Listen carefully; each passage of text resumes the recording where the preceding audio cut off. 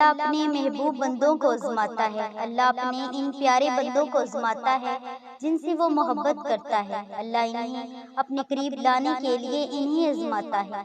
और तुम कहते हो सिर्फ मैं ही क्यों, मैं क्यों आज़माया जाता हूँ? सब आज़माइशें मेरे लिए ही क्यों? क्योंकि वो तुम्हें खुद से दूर नहीं करना चाहता। वो नहीं चाहता कि मेरा ये बंदा दुनिया के रंगों में खो जाए, कहीं भटक जाए। इसलिए वो तुम्हें अपनी मंजिल तक पहुंचाने के लिए तुम्हें नामुमकिन से गुजारता है और तुम्हें सब्र का मतलब सिखाता है। यकीन रखो अपने रब पर, वो तुम्हारी मांगी हुई दुआओं पर कुन फरमाएगा। तुम बस करीब रहो इसके, इसलिए बस वो देने में कभी वक्त नहीं लगाएगा।